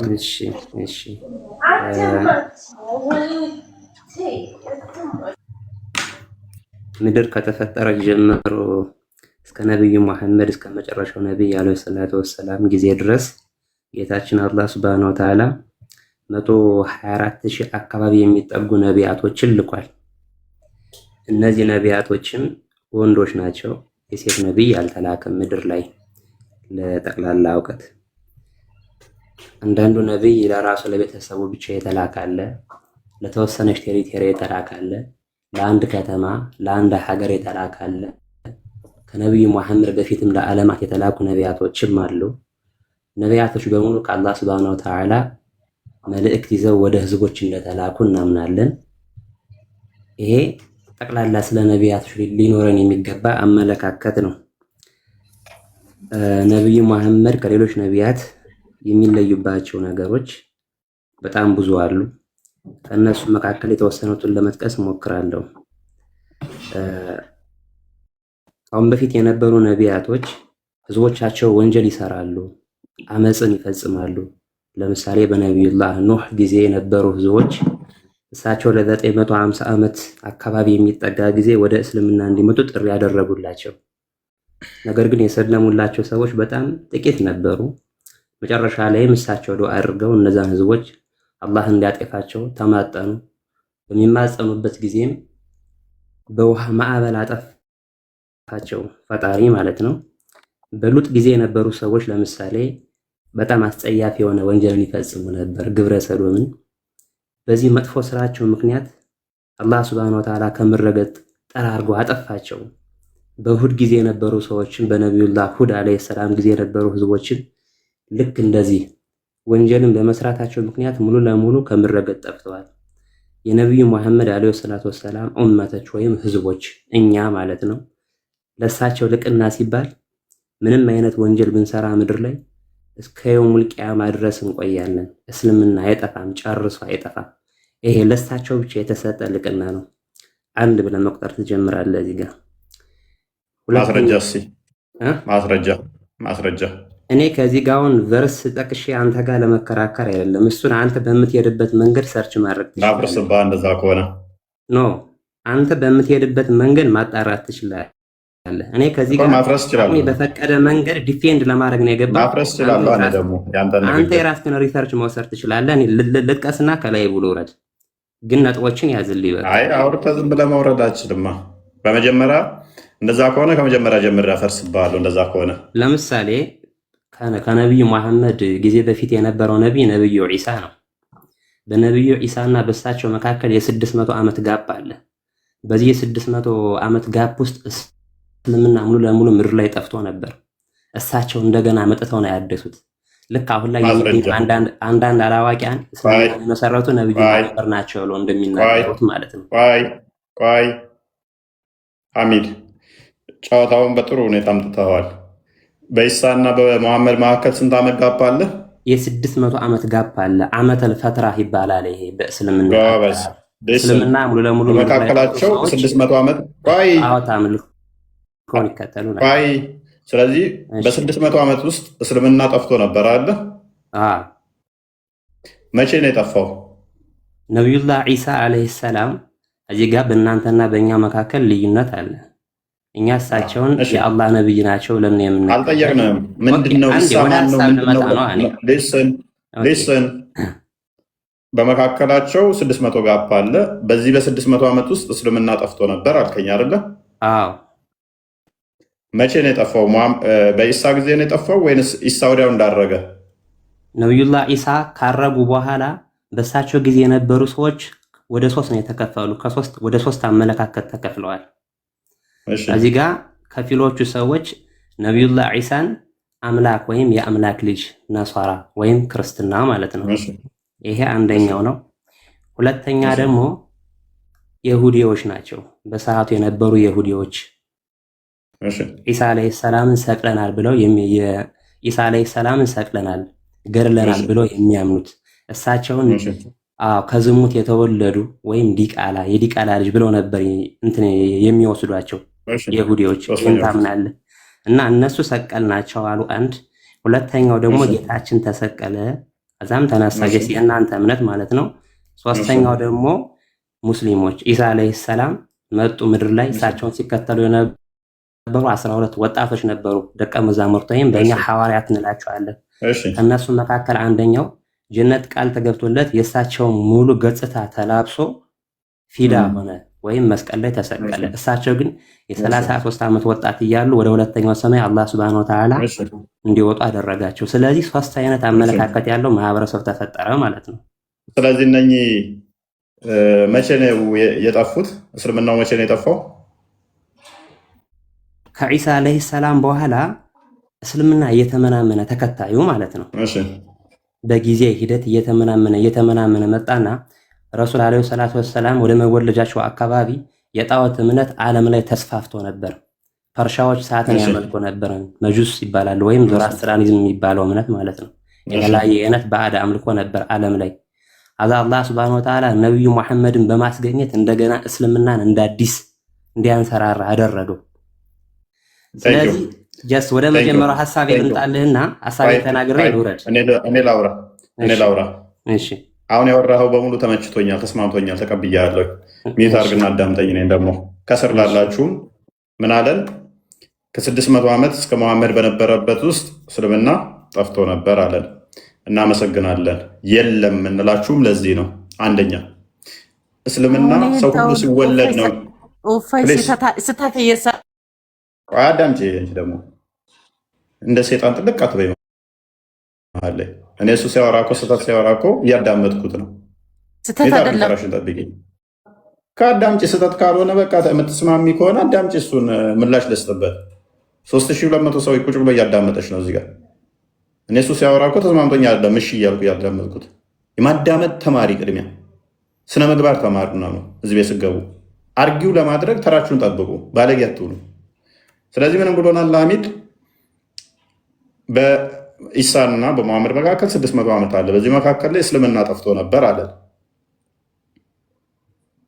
ማስረጃ ግን አንዲት ሊያመጣ አይችልም። አንደኛ ማልጠይቀው ምንድነው ላስጨንቀው ስለማልፈልግ አመጣለሁ ካለ በራሱ ጊዜ ከፍቶ ማሳየት ይችላል። አይደለም ከቁርአን ዳኢፍ አዲስ ማምጣት አይችልም። ሁለተኛ ሱራ 61 ቁጥር 14ን ክፈተልኝ ቃል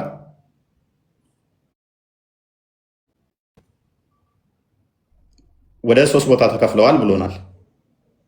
3 ቦታ ነው የተከፈሉት ብሎናል። ውሸት። እኔ ላሳየ።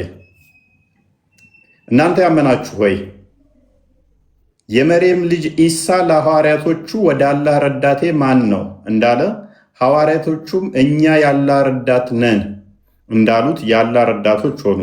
ከእስራኤል ልጆች አንደኛይቱ ጭፍራ አመነች፣ ሌላኛይቱ ጭፍራ ካደች። ስንት ጭፍራ ነው ያሉት? 2። ሐሚድ ግን ስንት ነው ያለን? 3። ከቁርአኑ ጋር የተጣለው ከኔ ጋር ሳይሆን አንደኛይቱ እሱ ምን አለ? 3 ቦታ ነው የተከፈሉት አለ። ቁርአኑ ምን ይላል? 2 ቦታ ነው። ያመነችው ደግሞ ጠፍታለች አለ ሐሚድ። ቁርአኑስ ምን ይላል? ዝቅ አድርግልኝ ትንሽ። እኛ የአላህ ረዳቶች እንዳሉ የአላህ ረዳቶች ሆኑ። ከእስራኤል ልጆች አንደኛይቱ ጭፍራ አመነች፣ ሌላኛይቱ ጭፍራ ካደች። እነዚያንም ያመኑትን በጠላቶቻቸው ላይ አበረታናቸው፣ አሸናፊም አደረግናቸው። ሐሚድ ደግሞ ምን አለ? ተመናምነው ጠፉ አለ። አሸናፊነታቸው መቼ ድረስ ነው ሲል ደግሞ ቁርአኑ እስከ የውመል ቂያማ ድረስ አሸናፊ ያደረግናቸው ነው የሚለው። በሌላ ቁርአን ክፍል ላይ ፈስረዋለን። ይሄንን ስንት ናቸው? 2 ሐሚድ ግን ስንት ናቸው አለን? 3። ሌላኛ ምን አለን? ሌላኛው ምንድን ያለን?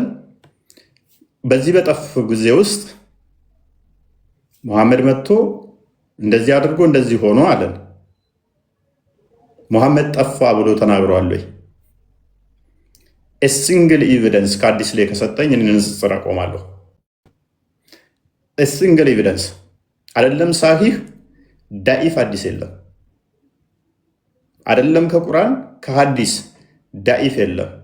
ከኛ በፊት መጽሐፍ የተሰጣቸው ማናቸው ነው ያለው ሙሐመድ? አይሁዶችና ክርስቲያኖች። ሱራ 6 156 ጀምሮ ስንት ናቸው? 2 ጎሳ፣ 2 ጭፍሮች ናቸው።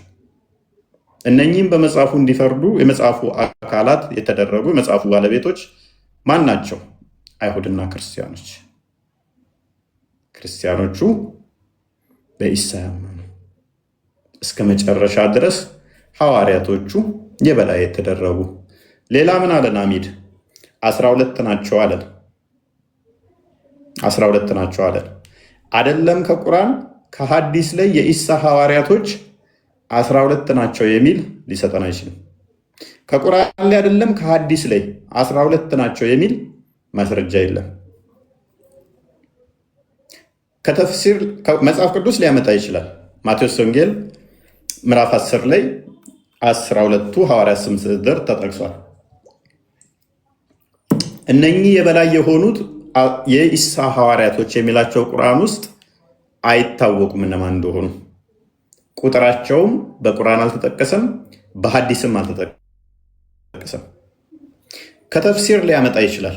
ወንድማችን ሐሚድ ከተፍሲር ላይ ሊያመጣ ይችላል። ተፍሲር ላይ ከሄደ ግን ሌላ ችግር አለበት። ተፍሲር ላይ ስትሄዱ ለምሳሌ ኢማም አጠባሪ የኢሳ ሐዋርያቶች ስንት ናቸው ብላችሁ ስትጠይቁት የተለያየ ናሬሽን ያስቀምጥና ታላቁ ጠበሪ 310 አካባቢ የነበረው የአንዳንዶችን ዘገባ ዞ 24 ናቸው ይላል። 21 አካባቢ ይላቸዋል፣ 18 ይላቸዋል፣ 14 ይላቸዋል። ዝብርቅርቁ የወጣ ነው። ኤግዛክት ነንበራቸው ስንት እንደሆኑ አይታወቅም ነው። ሌላኛው ሐሚድ የተሳሳተው ኢሳ ሰቀልን ባሉ አልሰቀልነውም ባሉ ሶሪ ሰቀል ነው አይሁዶች አሉ፣ ክርስቲያኖች ተሰቀላሉ፣ እኛ ሙስሊሞች ደግሞ በጊዜው አልተሰቀለም አልን። በዚህ በሶስት ተከፈሉ አለ። እንደዚህ የሚል አንድ የቁርአን ክፍል የለም። ሌላኛ የተሰቀለውን ሲያመጣ ከ12ቱ አንዱ የኢሳን መልክ ያዘና ተሰቀለ አለ። አይደለም ከቁርአን ከሐዲስ ላይ ዳኢፍ ሐዲስ አታመጣ። ከ12ቱ አንዱ ደቀ መዝሙር የኢሳን መልክ ይዞ እሱ ተሰቀለ የሚል አይደለም ከቁርአን ከሐዲስ ላይ የለም። ቻሌንጅ አደርጋለሁ አመጣለሁ ካልክ ታዲያ በኢሳ ቦታ ማን የተሰቀለው ለሚለው ሐሚድን ሊረዳው የሚችል አንድ ማስረጃ ማምጣት ይችላል። ከምን ላይ? ከተፍሲር ላይ። መሐመድ ከሞተ ከ600 ከ700 ዓመት በኋላ የመጡ ተፍሲሮች ሙፈሲሮች በኢሳ ቦታ የተሰቀለ ሐዋርያው ብለው የሚያስቀምጧቸው አሉ። ማን ነው የተሰቀለው? ከተፍሲር ከሄደ ደግሞ አሁንም ሐሚድ ቅድም ሐዋርያቶቹ ቁጥራቸው ስንት ነው ሲባል አንዳንዶቹ 14 አንዳንዶቹ 17 አንዳንዶቹ 18 አንዳንዶቹ 21 አንዳንዶቹ 24 እንዳሉት ሁሉ ማን የተሰቀለው ተብለው ሲጠየቁ እና ኢብን ከስር ለምሳሌ አንዳንዶቹ ይሁዳን የተሰቀለው ይላሉ፣ አንዳንዶቹ ከሐዋርያው አንዱ ነው ይላሉ፣ አንዳንዶቹ ሰቃዮቹ ሲመጡ ቀድሞ የገባውን ሰውዬ ኢሳ መስሏቸው ሰቀሉት ይላሉ። ማን የተሰቀለው ሙፈሲሮቹን ካላችኋቸው ውጥንቅጡ የወጣ ስለሆነ ኤግዛክትሊ ከሌን የተሰቀለው የሚለውን መልስ የላቸውም ሙፈሲሮቹ። ቁርአኑ መልስ የለውም፣ ሐዲሱ መልስ የለውም። ሙፈሲሮቹ ጋር ከመጣን ደግሞ እርስ በርሱ የሚጋጭ ነው። አስመልጡኝ፣ እኔ ኢሳ ከመሰቀል መስቀል ላይ ከመወጣ እናንተ አንዳችሁ ተሰቀሉልኝና በገነት ጓደኛ እንሆናለን አላቸው። ከዛ አንደኛው በገነት አብሬ ከአንተ ጋር ከሆንኩ ልሰቀልልህ አለውና መልኩን ወሰደ። ከዛ እሱ ተሰቀለለት። ይሄ የነ ጠበሪ ተረት ተረት ነው። ሐዲስ ላይም ቁርአን ላይም የለም። ኢሳ ለራሱ ፈርቶ ሌሎችን ያሰቅላል ማለት ነው። ይሄንን ትሪክ የሚሰሩት አላህና ኢሳ ይሆናሉ ማለት ነው። አንደኛው ምንም ወንጀል ባልሰራው የአንተ ሃይማኖት ነው ተሰቀለ፣ ውሸት ተሰቀለ የሚለው የአንተ ሃይማኖት ነው። አዳምጪ። ከዛ ቁርአን ደግሞ ምን ይላል? በኢሳ ስቅለት ጉዳይ ላይ ግራ መጋባትን ላይ ናቸው ይላል። እኛ ምንም ግራ መጋባት ውስጥ አይደለንም። በአንድ ድምፅ ምን እንላለን? አዎ ተሰቅሏል ብለን እናምናለን። ሙስሊሞች ጋር ስንመጣ ማን የተሰቀለው ስትሏቸው አንዱ ይሁዳ ነው ይላል። አንዱ ከሰቃዮቹ አንዱ ነው ይላል። አንደኛው ሐዋርያቶቹ ይህን ያህል ናቸው ይላል። አንደኛው ይህን ያህል ናቸው ይላል። አንደኛው ጣራ ቀዶ ነው ያመለጠው ይላል። አንደኛው መስቀሉ ላይ ነው ያመለጣቸው ይላል። ውጥንቅጡ የወጣው እናንተ ጋር ነው። ስለዚህ ያነሳቸው አርጉመንቶች ያነሳቸው መልስ ብለህ ያመጣቸው ሬሌቫንት የሆኑ መረጃ አልባ ውሸት ናቸው። ምንም ትተባበር አልችልም ማለት ነው። አሚድ ሀሳቤን አልጨረስኩም። ያነሳቸው እንዳላፈርሽብሃለሁ። አይ መረጃ ቀርብበታለሁኝ ካልክ ግን ልጨምር መረጃ ማምጣት እችላለሁ፣ ልጨምርልህ እችላለሁ። ሌሎች ስህተቶች የሳትካቸው ነው። እሺ ከቶፒኩ አልወጣም። ምንድነው ነብዩ መሐመድ ከሌሎቹ ነቢያት የሚበልጡበትን ነገር ጥቀሱ ነው ያልከው። መጀመሪያ ወደ ቶፒካችን መነሻ ስንመጣ መጀመሪያ አንድ ሀሳብ ብቻ ነው የተናገርኩ፣ ማብራሪያ ሰጠህበታል አንተ። እዚህ ጋር ሁለተኛ መልሼ አልከልሰውም። ወደ ሁለተኛው ፖይንት ልምጣልህ። ከሌሎች ነቢያት እሳቸው የሚለዩበት ማለት ነው። እኛ ሙስሊሞች ሶላት እንደምንሰግድ ታውቃለህ። በቀን 5 ጊዜ ማለት ነው። ቁርአን ውስጥ አልተጠቀሰም። ቁርአን ውስጥ አልተጠቀሰም። ይሄ 5 ሶላት የተሰጣቸው ለእሳቸው ነው፣ ለነብዩ መሐመድ እና ቁርአን ውስጥ የለም። 5 ጊዜ በቀን ስገድ የሚል ቁርአን ውስጥ የለም። የድሮ ነቢያቶች ሶላት የሚሰግዱ ለምሳሌ በሙሳ ጊዜ መስጂድ ውስጥ ነበር። ይሄ ለእሳቸው ልቅና ሲባል ምድር በሙሉ ጧህራ ተደረገችላቸው። አንድ ሙስሊም የፈለገበት ቦታ ላይ የፈለገበት መሬት ላይ ሶላት የመስገድ መብት አለው። ሽንት ቤት ውስጥ መስገድ ይችላል? ሽንት ቤት ውስጥ መስገድ ይችላል? አይቻልም። ሽንት ቤት እኮ ምድር በሞላ ትበል፣ ቆይ ምድር በሞላ ትበል፣ የበግ ማደሪያ ቦታ መስገድ ይችላል? የሚሰግድበት ቦታ ጧህራ ካልሆነ መሬት ላይ ቢሆን መስገድ አይቻልም። ንጽህናውን ማረጋገጥ አለቀ በቃ። ምድር በሞላ ብለህ እንዲህ ቦታ ይቻላል ነው አይቻልም። እንዲህ ቦታ ይቻላል አይቻልም። ሲቀጥል እነኛ መስጊድ ውስጥ ብቻ ነው የሚሰግዱት የሚል ማስረጃ አንጣልኝ። እሺ አመሰግናለሁ ለሰጠኝ እድል።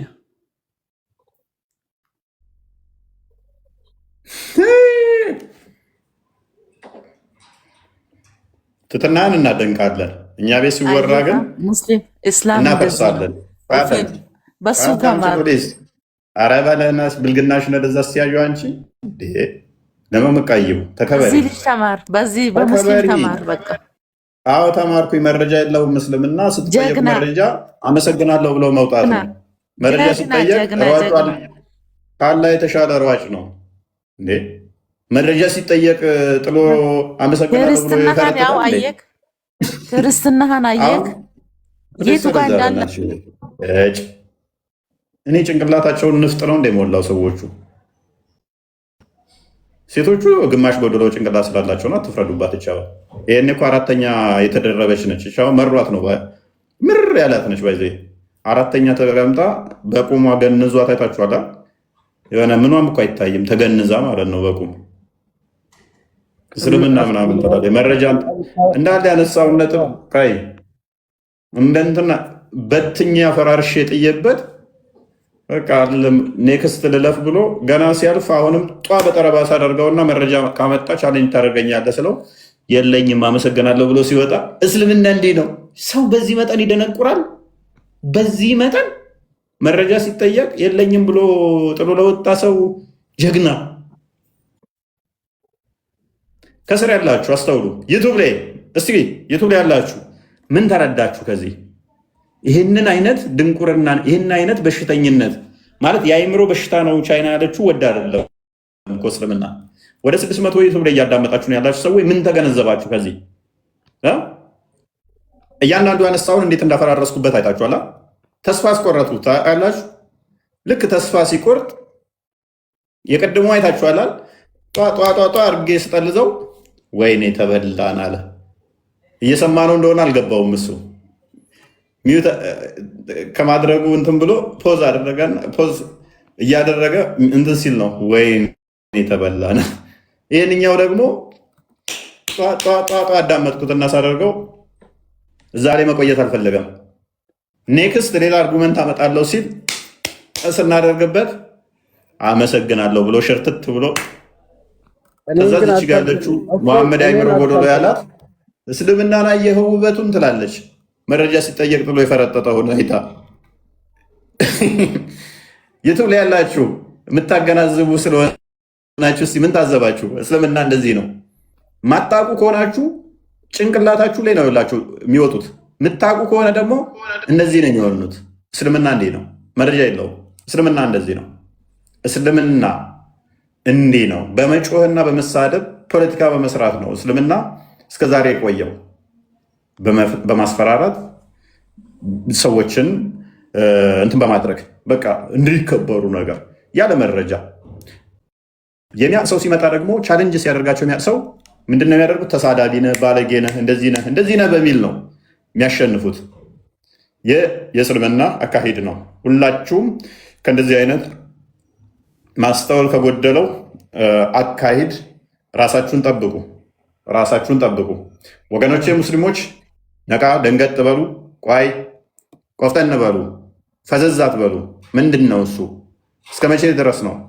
እናንተ ተምራችሁ የምታገናዝቡ ሆናችሁ ሳለ በሰባተኛ ሴንቸሪ ላይ በአንድ ተረት ተረት በተነገረ ሰውዬ እስካሁን ድረስ ተገትራችሁ የምትቀሩት ምንድን ነው? ከስር ያላችሁ ወገኖቼ፣ በተለይም ሴቶች ሙስሊሞች በአሁኑ ሰዓት ላይ አይ ነው ብዙዎቻችሁ ለቃችሁም እየወጣችሁ ነው። ከዚህ በላይ ግን እንጠብቃለን። ከዚህ በላይ እንጠብቃለን። ከዚህ በላይ እስልምናን ለቃችሁ እንድትወጡ እንፈልጋለን። ማዝ ጠብቅ፣ ስራ ጠብቅ፣ ቅድሚያ እድል እስከሚሰጥ ጠብቅ። ሚዩት አርግ። ሚዩት ስትደረግ አታውቀውም። እንደ መሐመድ ባለጌቱ የግዴታ እንደ መሐመድ ቤት አትምጣ ማለት አለብኝ? ብልግናን ከመሐመድ ስርዓት ተማርና ና። መሐመድ ቤት አይደለም፣ ክርስቲያኖች ቤት ነው። ስርዓት ጠብቅ፣ ቅድሚያ ኑር። እንኳን ደህና መጣ።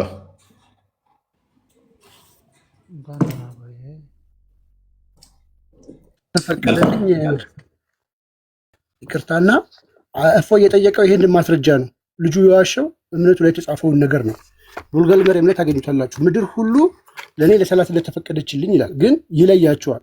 አቡ ሁሬራ እንዳስተላለፉት የአላህ መልእክተኛ እንዲህ ብለዋል፣ የምድር አካል ለሙስሊም የውዱ ማድረጊያ ቁስ ለ10 ዓመታት ውሃ ባያገኝ እንኳን ውሃ ካገኘ አላህን ይፈራ፣ ያላህን ይፍራ። ውሃ ካገኘ ተጠባለ አካሉንም ያስነካው። በዛው ዘገባ ደግሞ ማለት ነው ኢብኑ ቆጣስ እንዲህ ብለው መስከረዋል። ዳር ቁጥሪ በበኩላቸው ሙርሰል እንደሆነ ጽፈዋል። ተርሚዚ ይህን ዘርፍ በማድረግ በተመሳሳይ ዘገባ አስፈረውታል። ከስር ሸርሁ ላይ ምን ብሎ ያስቀምጠዋል? ማይሰገድባቸው ቦታዎች አሉ። ሽንት ቤት አይሰገድም፣ መስቀል ያለበት ቦታ አይሰገድም ይላል። ምድር ሁሉ ካለ በኋላ ሽንት ቤትና መስቀል ያለበት ቦታ ግን መስገድ አይቻልም እና ደግሞ አፈሩ ጧሁራ ካልሆነ ንጹህ ካልሆነ መስገድ አይቻልም ብሎ ማብራሪያው ላይ ደግሞ የሸርሁ ላይ አስቀምጠውታል። እና ይህንን ማስረጃ ያምጣው። ምድር ሁሉ ስትል ሁሉም ቦታ እያልክ ነው። ይህን ግን ሽንት ቤት አይሆንም ስትል ደግሞ ሽንት ቤት ደግሞ አታስገድም ማለት ነው።